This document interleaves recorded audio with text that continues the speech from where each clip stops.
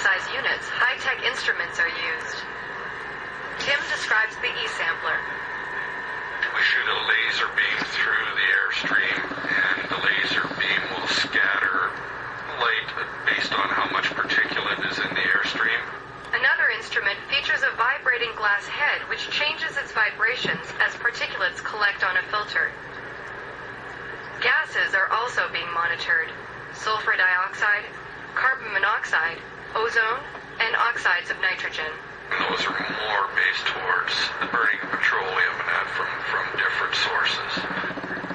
We also run temperature and relative humidity, the wind speed and wind direction. So if we pick up peaks of any type of parameter, it might aid in pinpointing what the source may be. In general, we do have good air quality, but there is work that can be done.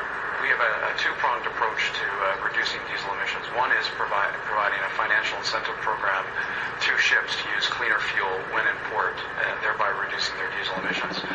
And the other part is to actually identify ways to use cleaner fuel and cleaner technology, both within ocean-going vessels and also within container handling equipment. A very good example of that is here at Canada Place. We have shore power for cruise ships that are coming into the port that can connect to the electric grid and thereby shutting down their main engines.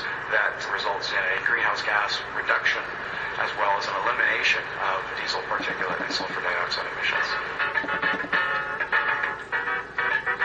If from the data that we get from a special study we're able to pinpoint what is the source that's contributing to the problem, we can take corrective action. So for example, if it's a source that's operating under a permit with Metro Vancouver, we have the authority to require mitigative measures.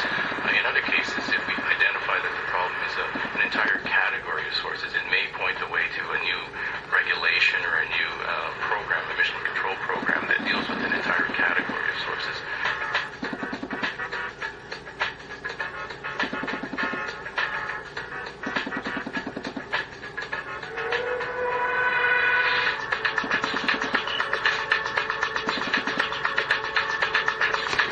Our next story highlights one such process. These business people are starting a training program that will help them understand how their small and medium-sized businesses generate greenhouse gases. The data that you gather here today will help you, I hope, make some really good decisions and opportunities to reduce and reduce costs as well. They are part of a pilot program that has seen 120 similar-sized businesses go through a carbon accounting process that for many has led to carbon-neutral status. Individual consumers certainly are starting to ask businesses up and down the chain what they're doing.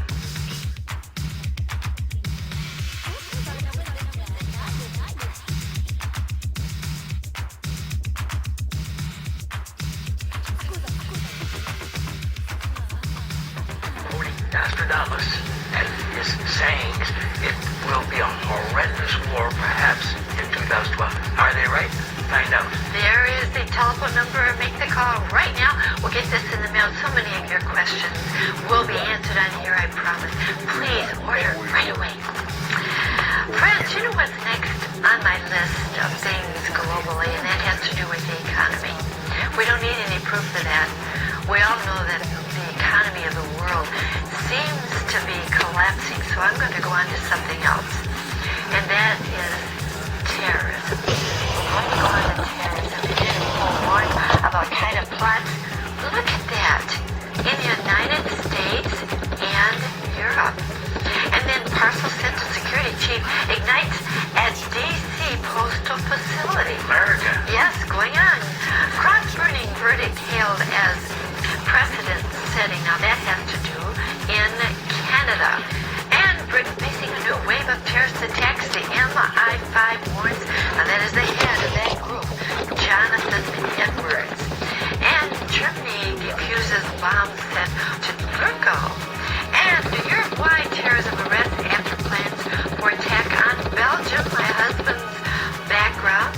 As threats rise, France speeds up spy efforts. Do you notice all these countries' friends? Athens police intercept mail bomb. All right, going to Italy. Pope celebrates Christmas Eve amid security fears. And Wow. Parcel bombs target embassies in Rome. Again, extremist fears hit Scandinavia. Here you see Danish. 5 arrested over Danish cartoon terror plot. And Sweden treats street blast as terrorism. Bomber dies. Probe of Egypt church bomb focuses on local group. They're having a terrible time here in Egypt. Female bomber kills 45 at food center in Pakistan. Muslim against Muslim. Yes, Yemen seeks greater aid to expand anti-terror fight. Netanyahu, we are facing a growing wave of terrorism. Of course, that is in Israel. Again, Nigerian slaughter. There's another country. 3 Christian villages. All right, we're going on to India. Starts manhunt for suspected plotters. Indonesia versus extremists. Now, you know, friends, I've just named 18 countries. And there's so many, many more. Terrorism is now worldwide. Oh my, Jack. And they're saying it's right here in the United States as well as Europe. We even have our presidents, both Bush and now Obama, saying like the peace-loving religion. Yeah, 18 different nations now being bombed and killing going on by Islamic terrorists. And listen to me, this is a first. They are now going into the churches during Mass and killing 58 people in Iraq and the priests. And now they've just marched into the Mass in Egypt and killed 21 of those people and priests.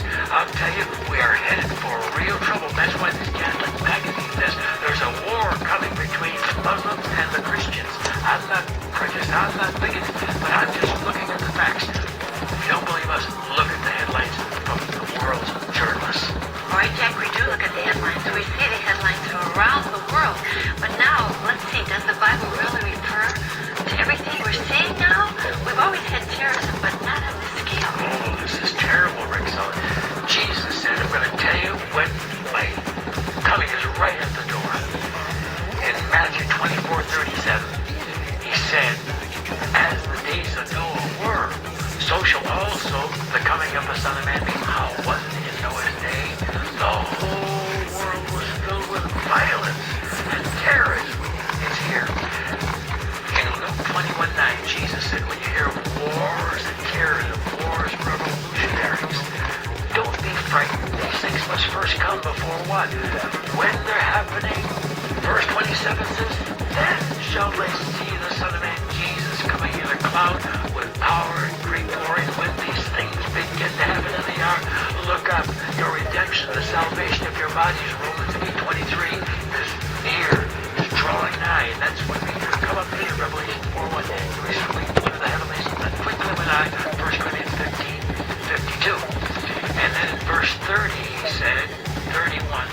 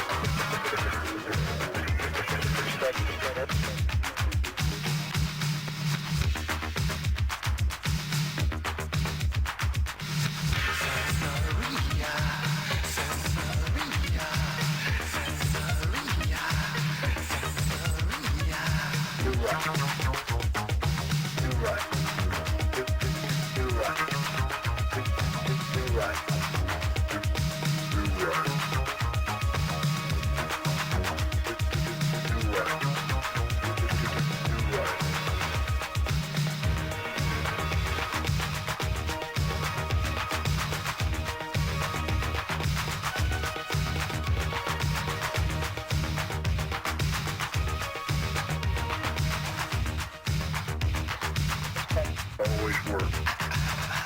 Go to church. Do right. Respect those with power below you. Always work. Go to church.